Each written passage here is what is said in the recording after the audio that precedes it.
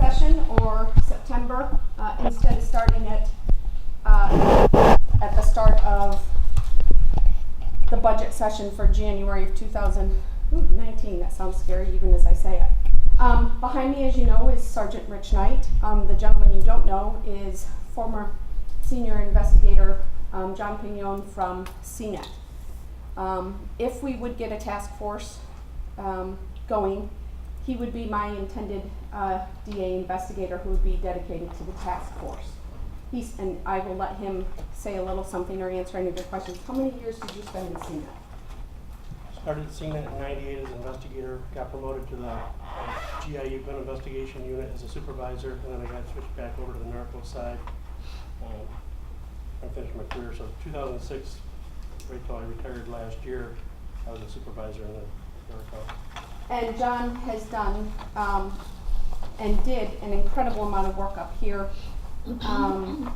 And the experience that he has bringing here while he would be designated a part-time because he's retired, which saves benefits and all of that, his experience is insurmountable in terms of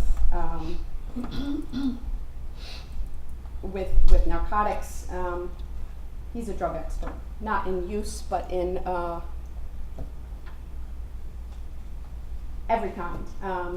His credentials would take up all the morning. So I don't know how much our committee knows a lot of what we've talked about. I don't know how much the rest of you, I know you have a budget. That budget that you have there would be for the year. Some of the costs are one-time costs, which would be, if started this year, would then be incorporated into this year and would not be needed for a full-time or a full year the next year. The office space that we have secured, that $500 a year is for the year and includes everything that we pretty much need in terms of space. The rest of the stuff, some of what we need, such as equipment, we believe that we can, as further down, we could get from county surplus. The one thing that the drug task force is that they are much more mobile. They don't sit at their desks too often, so they certainly don't need high quality, so we will be taking county surplus wherever we can find it.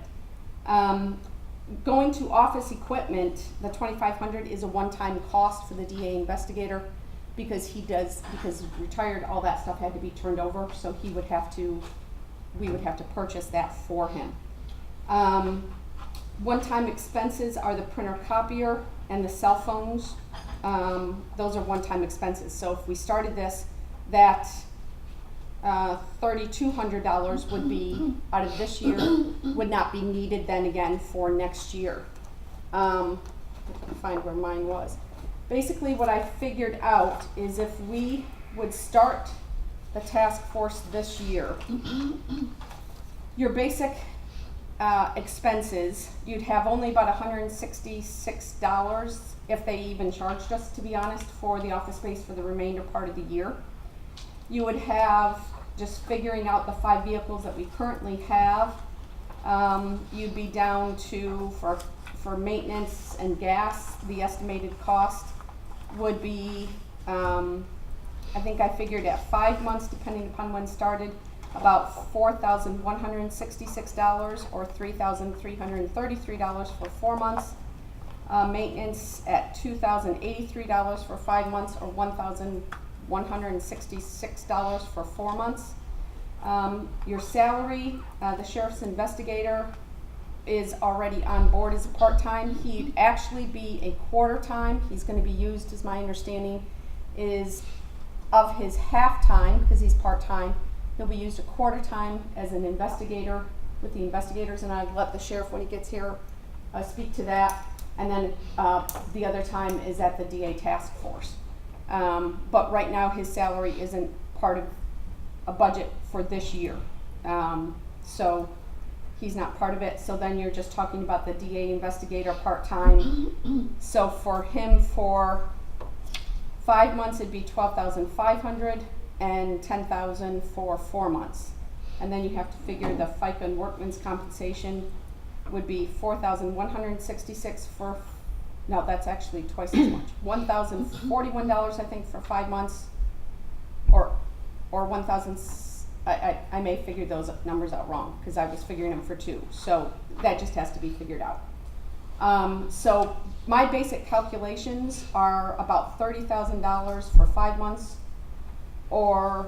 and that's probably high because I was figuring in the sheriff investigator at the time, but I came out to about $20,000 for 4 months. And you'd have to just double check my numbers because I was figuring out the sheriff investigator part of that time. So just the reasons why, and I know we've been here before, and I think you have this before, but I'll pass this around. This was the 2013 to 2017 total clandestine labs, and certainly both the gentlemen behind me, Rich Knight and John Pignon, can talk about the increase in meth labs, and we've talked about it every single time. But these numbers are the statewide numbers per county from 2013 to 2017, and the increase that each county is seeing, and the fact that Lewis County technically per capita would be at the highest, but in numbers, straight numbers wise, last year we were tied number 2 with Oneida, second only to Jefferson County, and sadly is one of the highlighted things, and there's enough copies for everybody. I don't know how many people saw the Syracuse.com article. It was, I guess, posted July 30th, and the statistics were from 2017. And per capita, Lewis County had the number 1 number. We were number 1 for the number of opioid deaths. I didn't make copies because printed off it was a numerous pages. But if you go to the last page, it was where we had 11, which is accurate. So that is the article, which is not the most happy news. Obviously, when you're a smaller county and a smaller population, you're going to hit those numbers when you have any kind of numbers like we did. We ran our numbers from the number of arrests, like I said, that we run from before, the number of arrests of where the highest charge at the time was meth related versus drug related versus all other things. We're pretty much right on schedule from where we were last year, which was a huge increase over previous years, which are consistent with the numbers that you're seeing. Right now we have 10 meth associated drugs. We have 5 other drug related things. We are down in sales, and that's simply because I think that we don't have the resources, which is why we're here talking about a drug task force, as much to be able to put in. As we've talked about before, CNET has done some realignment with retirements and with their own resources. They are not able to be here as much. They have, that prompted me to send a letter to the New York State Police, which got a fairly prompt reply from them, with some promises that if we had a drug task force, they would be able to be up here a little bit more frequently helping us, because if we have individuals dedicated to being here, they would also be able to dedicate some more resources. It's not that they don't want to be here, they very much do, and I think both John and Sergeant Knight can speak to that they have told us that, but they do cover a very large area, and they're also seeing increases and difficulties getting here at times, and that's not their fault. We're not by any means, it's a difficulty.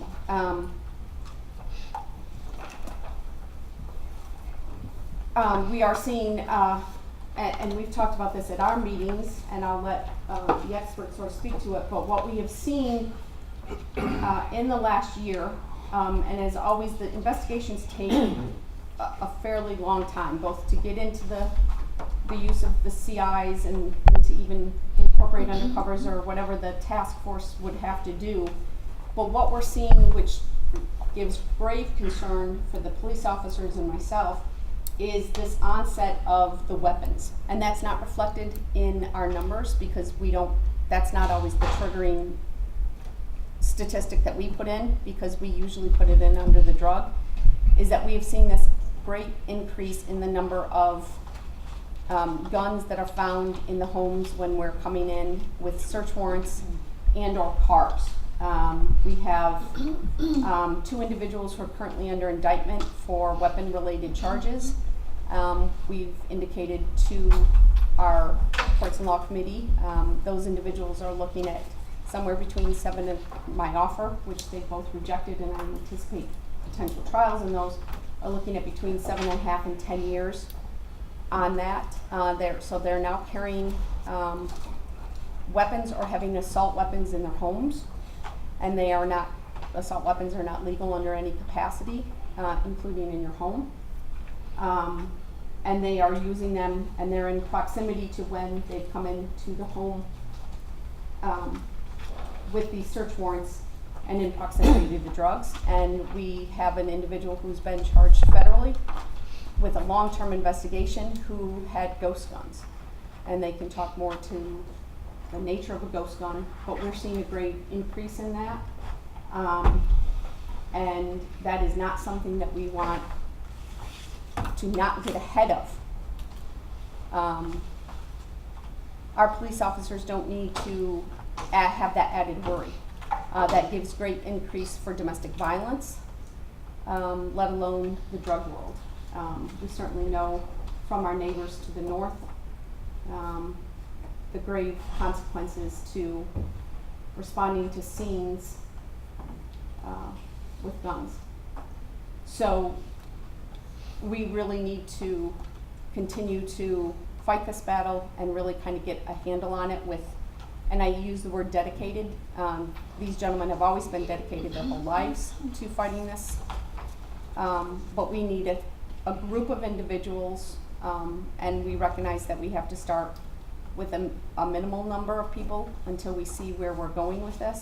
But we need these individuals to begin to dedicate their full time and energy as much as they can to this. And they would obviously, should anything else come up, they do sort of resource themselves out at other times. You know, when I'm looking at this, how do some of these counties have zeros, like Albany County? Are they just not participating in giving out the numbers? Or? I'll let John probably speak to that a little bit because they have seen it throughout the state. But in talking with some of my other colleagues, in terms of why it's kind of the swath down 81, I think some of it is occurring, these mobile meth labs are occurring in other locations. I think some of it is the nature of education with finding them, with going after them, and potential other issues that they have going on in their state. And I'll let John probably answer that a little bit more because you know what your organization is doing across the state to find out why it's really just the swath down there where the numbers are the highest versus western and... Yeah, I can touch on that pretty good. Go ahead. Again, our unit covered 10 counties, and as a result of the 10 counties, we're tasked to go to every one of them. We respond to every meth lab that's called in. A lot of it, as Leanne said, was education. What it is it's more of a, you have one person that learns how to make meth, whether the internet or he's out in California and he learned it, or Missouri, wherever. He comes into New York, he starts manufacturing it, he distributes it to a couple of different people. Then what happens is it's a spiderweb effect. That one person teaches, they say about 7. So every time that 7 learns, they teach another 7. So it kind of spreads out like that. So right now, Broome County, really skip Onondaga, Jefferson, Lewis, Oswego, they're real, Oneida, real high areas. Again, it's a low cost drug. You can buy all the ingredients at a hardware store, Walmart, convenience store, wherever. So it's easy to make once you realize how to make it. Again, it's extremely dangerous. which prompts the state police to have a hazmat unit to respond to every one of them. Like I said, Rich gets a meth lab, he's gotta call the state police to clean it up. Again, which the DEA accrues the cost of that cleanup, and they pass that on to the, the federal government. But again, as a result of that, that path right up the interstate, it's just individuals that taught other individuals. There's still meth labs other parts of the state. You get them out in Buffalo, you get them out in Rochester. But again, they're education-wise, fire departments in that particular corridor are aware of what they're looking for. Social services are aware of what they're looking for. Parole, probation, law enforcement as a whole. So the education's a little bit better, I guess, in that area because they encounter it more. So there's probably cases that are unreported and maybe not handled properly, as far as cleanup goes and stuff. But really, it comes down to one individual teaching a group of other individuals. And in rural areas, going back, we did a federal roundup. I think it was in '06 when we were working with the U.S. Attorney's Office, and we targeted 3 different counties. And Oneida, it was actually Oneida, Jefferson, and Oswego. Well, we had an impact on a couple of the counties. Oswego actually went the other way, and we took out these people. It's such a rural county. These people had taught other people, so that group of people, we took out the main cooks, and these other people kind of jumped in and tried to start manufacturing. Again, they weren't as good as the main cooks, so they started burning houses down, causing injuries to each other. As a result, it was getting reported more, and then of course they responded and handled it. But again, Lewis County is one of these counties that's really rural. It's hard for them to get drugs. Well, I shouldn't say hard to get drugs, but it's harder. They have to travel to Utica, to Syracuse, to Watertown. So they find it very convenient to manufacture here, and that's what the increase is. And again, it generates a lot of trash, a lot of hazards for your local DOT. That gets thrown along the road. The sheriff's department gets called to it. State police get called to it. Then they have to call a hazmat unit to clean it up. And again, that's some of your increase is garbage being thrown along the road that you're seeing as a hazard. So hopefully that answered your question for you.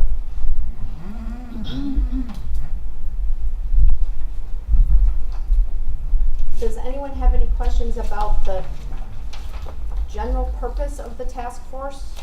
Or any questions? This is the really time, because we are asking you to consider it both obviously for a budget year, but obviously starting it now. I will tell you that there is a burn grant, which we are applying for. The DA's office is applying for. It's due August 22nd, so that's what we're doing right now, with the focus being the request for, I still have to ask you for the money, because if we don't get it, then we want the task force, but we would ask for, I believe we're going to request it for a 3-year time period. I have no idea whether we'll get it or not. Burn grants we used to have some, now we don't, so we're going to hope for it again. The purpose is going to be for the task force. And there you can ask for salary, so we're going to ask for that, for basically really almost funding the whole thing. For some vehicles, for salary, for all of this, to take the burden off of this county. So the great news would be that you guys agree to fund us, and that we come back with you saying, hey, you don't have to pay for anything. I can't in any way, shape, or form tell you that will happen. We are applying for it, and we'll apply for any grants. We'll also go to the state legislature. They have over time gotten some money for other counties, because this is a nationwide, a statewide, and as you know from the recent survey, a countywide issue that people are very concerned about, and it was the #1 concern for Lewis County this past time. But we will apply for that grant. We'll apply for any grant we can get. We will ask for salary, vehicle, and part of the catch, or part of the proposal that we'll put in, is all these statistics that we've said to you, but we will also add in an element that we believe is important, and the reason we want to start this is an educational factor, is to being able to send our officers out to schools or other locations to both educate and hopefully do some prevention work, so that we are tagging on additional resources with our community, so that we're not just prosecuting and investigating, but that we're hopefully trying to do some prevention work. Because that's what we don't have time for, and I think that that's a very, very important aspect of fighting, to coin a phrase from the 80s, this war on drugs, is that we've got to be able to do that. So that will be part of our proposal, and also part of what I hope that we can accomplish with this drug task force is to continue to educate both the fire departments and DSS and all of those individuals, but also our students and our young individuals. And by that I even mean tailoring it down to as young as elementary, because they are the ones who are seeing it in their homes. But now it's your time to ask questions. Sorry to not, Rich, how much is this gonna affect your regular duties at the sheriff's office? How much time are you gonna have involved in this, or are you pretty much involved in this all the time? The sheriff has already pulled me off the road as a Okay. supervisor, and I'm doing this 100% of my time Okay. right now. So how much is that pinching him for manpower there now, with you on this all the time? It's shorting us manpower. I also, if there's a major case with the investigators, I get pulled off of that and help them. I do supervise the investigators also, which that's not a lot of part of my time. It's just there's a lot going on for one person to handle. Yeah, I mean, the whole point of this is that you need more than one person, which is why we understand, and we're starting part-time. And you talk to any drug task force, and John can speak to this, having seen them in Oswego and Oneida and Jefferson, how they've grown over time. And you can't start saying, hey, let's pull 8 people onto this. We don't have the resources to do that. That's Oh, and I ridiculous. understand that, man, it's Yeah. just that what I'm concerned about, okay, because if we're pulling Rich out of the sheriff's office to do this, what he's doing now, Mhm. then that shorts the sheriff there, so then he's gotta start back, see, it's a domino Correct. effect. Yes. So, Yep. I mean, yes, I understand your numbers here, but they aren't really true because we're not considering all the backfill, and I understand why Correct. we wanna do this and stuff. But I can give you a couple numbers here. This is what we have left in our contingency. Legislative, 71,000, we only have 278 left in our regular contingency. So those are the numbers that we're up against, Leanne. So- Yep, no, and I understand, which is why we're sort of coming here saying, sort of split it a little bit, meaning we start it and have some costs up front that are one-time costs coming out this year. We understand that, which is why we're applying for the burn grant. My greatest desire would be able to come to you and say, no worries, this grant kind of took care of it and I think right now we're looking, as we're going through the grant, looking what we've got to put in, potentially looking at maybe 3 years. We understand that when you dedicate it and you take courses away, you may be looking at backfilling or not. One of the things, and John can speak to this too, about looking at what happens with other task force is, and I say this knocking on wood, if something happens in the community like a homicide, which generally takes that, they step away, generally speaking, and use their resources. Most of the time, the people on Metro Drug Task Force also then go work on some of that if they need to. They're somewhat, because they don't stop being an investigator, so that happens. I mean, they're still there to do their normal tasks if are required, but in order to follow these investigations that don't just take, a week, that take months to a year, sometimes longer, sometimes less, but in that time frame to really build a case and work with outside agencies, they need to have the priority of their focus on this drug task force. But that doesn't mean that if something comes up that maintains some attention, they go there. And that would be potentially the same purpose of a DA Can I jump in investigation. on that one? The Tyler Johnson homicide over in Jefferson County, this is at the end of my work before I retired. They utilized our whole unit, the CNET unit. We were called in. They had 5 suspects involved in that, which all got arrested eventually. But we have specialized equipment. We have undercover cars.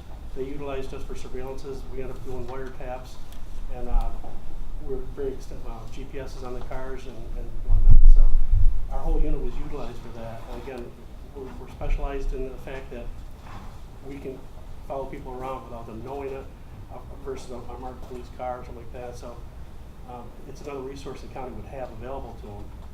Again, we would be working closely with CNET and other units, DEA. And again, they provide resources and they also provide money for undercover operations and stuff. So if you have a couple of dedicated people in the county, you can pull resources from other places to help offset costs. Height is another source of money that could give you an opportunity to get some equipment. Again, they don't pay for salaries and stuff like that, but they'll help with undercover wires and stuff like that. So, but you basically have to have a ground foundation. Again, being a supervisor in CNET, I relied on, Roberts was a drug guy back when I was up here a lot. He was setting a lot of the stuff up. Matt Martin, Walter PD, different people were setting things up. We would kind of come in with a CI available to us. We would provide the undercovers. We would provide some undercover cars, and sometimes cash if we needed to do that. So again, if you had a dedicated crew here, then we could pull them other resources from other areas, and kind of, again, that helps offset the cost for the county, but it also gets the job done very efficiently and ultimately leads to some great cases that the prosecutor can prosecute. Thank you, and I'm fine. It's just that if I'm gonna vote to fund this, I wanna be able to make sure that Rich or whoever we're putting on this can be dedicated to it to make sure it succeeds.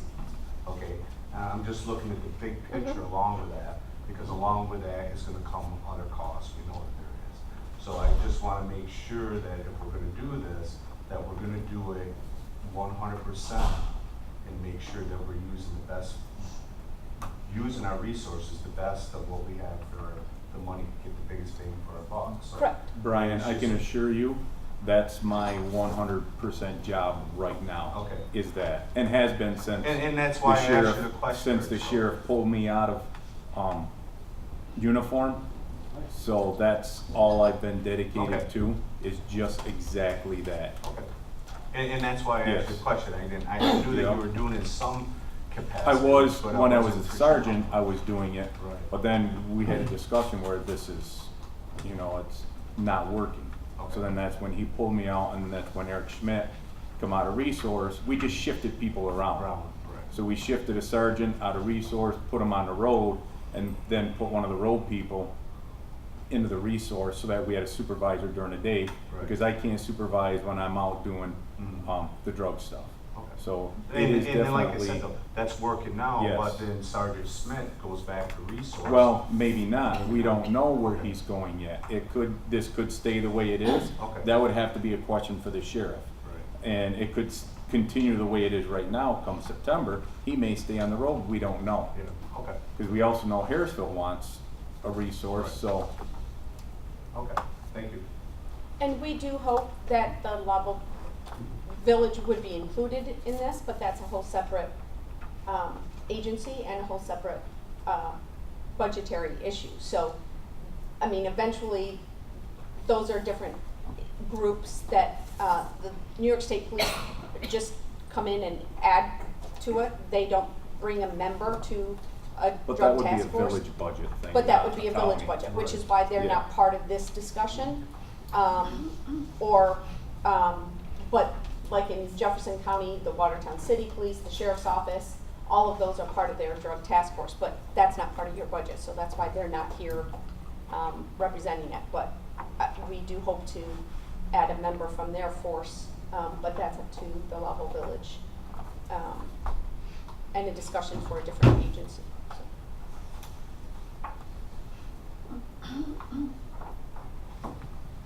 I sort of feel like saying going once, going twice.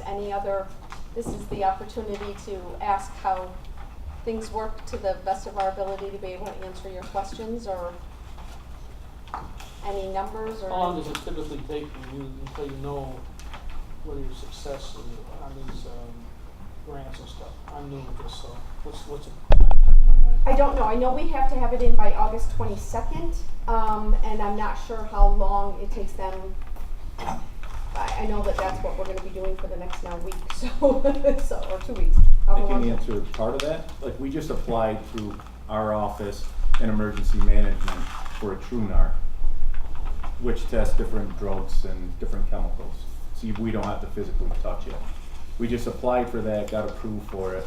Appropriations will be in a month or two, then you have to come here for resolution, and then we could purchase it, and we're looking at November, December timeframe. And that's a quicker grant we're looking at, and that's $30,000.